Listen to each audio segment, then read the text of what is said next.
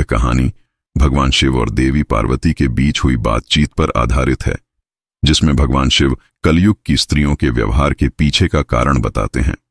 यह कथा हमें यह समझाने का प्रयास करती है कि कलयुग में स्त्रियों और पुरुषों के व्यवहार में बदलाव क्यों आए हैं, क्यों कलयुग में महिलाएं अपने पति को धोखा देती हैं।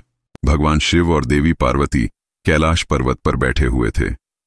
देवी पार्वती ने भगवान शिव से एक सवाल किया जो उनके मन में भ्रमण कर रहा था। उन्होंने कहा, हे स्वामी, जब मैं मृत्यु लोक पर भ्रमण कर रही थी तब मैंने देखा कि कई स्त्रियां अपने पति को धोखा देकर पराये पुरुषों के साथ संबंध रख रही हैं। यह देखकर मुझे बहुत दुख हुआ। मैं यह जानना चाहती हूं कि कलयुग में स्त्रियों को ऐसा कौन सा शाप मिला है जिससे वे इस प्रकार के अनैतिक कार्य कर रही हैं। कृपया मेरी इस शंका का समाधान करें।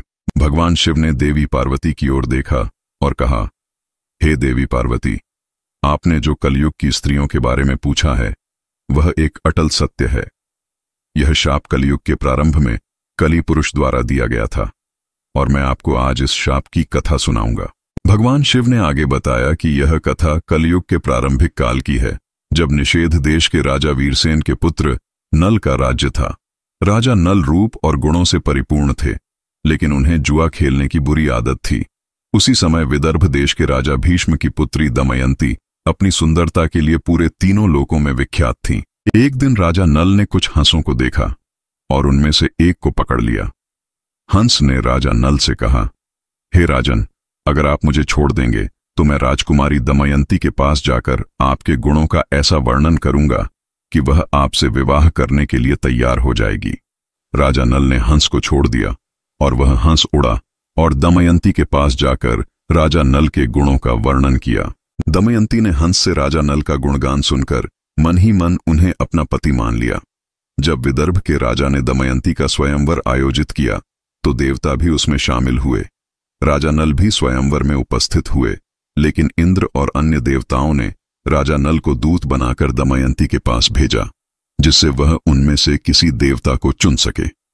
परंतु दमयंती ने राजा नल को ही अपना पति चुन लिया। स्वयंवर के बाद देवताओं की मार्ग में कलयुग और द्वापर से भेंट हुई। कलयुग ने देवताओं से कहा कि वह दमयंती के स्वयंवर में भाग लेने जा रहा था, लेकिन जब उसे पता चला कि दमयंती ने राजा नल को चुन लिया है तो वह क्रोधित हो गया। कलयुग ने द्वापर से कहा कि वह राजा नल के शरीर में प्रवेश करेगा और उसे राजविहीन कर देगा। द्वापर ने भी उसका साथ दिया और दोनों राजा नल की राजधानी की ओर चले गए। राजा नल और दमयंती के जीवन में कठिनाइयां आने लगीं जब कलयुग ने राजा नल के शरीर में प्रवेश कर लिया। राजा नल ने जुआ खेलने की आदत को नहीं छोड़ा और धीरे धीरे अपना सारा राज्य, धन और यहां तक कि अपनी पत्नी दमयंती को भी खो दिया। वे दोनों जंगल में भटकने लगे और राजा नल ने दमयंती को छोड़कर जाने का निर्णय लिया ताकि वह उसे और अधिक दुख में न डालें। जब राजा नल ने दमयंती को छोड़ दिया तो वह जंगल में अकेली रह गई। उसे कई कठिनाइयों का सामना करना पड़ा, लेकिन उसने धैर्य नहीं खोया और अंततः एक राज्य में पहुंच गई जहां उसकी मदद की गई। वर्षों बाद राजा नल ने अपने कर्मों का प्रायश्चित किया और दमयंती को ढूंढ निकाला। वे दोनों फिर से मिल गए और राजा नल ने अपना राज्य वापस पा लिया। लेकिन इस पूरी घटना ने यह दिखाया कि कलयुग के प्रभाव से कैसे स्त्रियों और पुरुषों के जीवन में कठिनाइयां और भ्रम उत्पन्न होते हैं।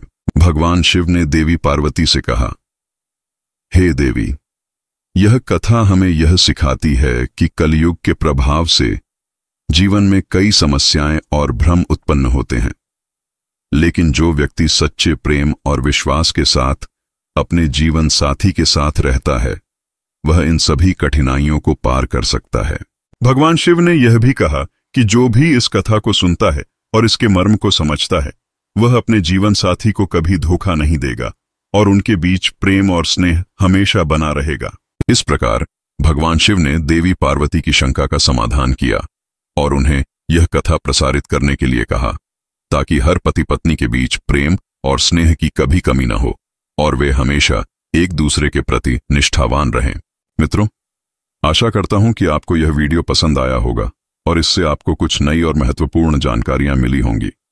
अगर आपको यह वीडियो अच्छा लगा तो इसे लाइक करें और अपने दोस्तों और परिवार के साथ शेयर करें।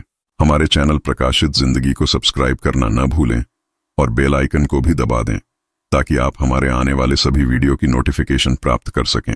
अगर आपके पास कोई सवाल या सुझाव हैं तो कृपया कमेंट बॉक्स में लिखें। हम आपके सभी सवालों का जवाब देने का प्रयास करेंगे। और हाँ, जाते जाते कमेंट बॉक्स में हर हर महादेव, जय श्री हरि, जय माता लक्ष्मी या राधे राधे जरूर लिखें। आपका कीमती समय देने के लिए धन्यवाद। ईश्वर की कृपा आप पर बनी रहे। फिर मिलेंगे एक नए और रोचक वीडियो के साथ। तब तक के लिए जय श्री हरि, जय माता लक्ष्मी और राधे राधे।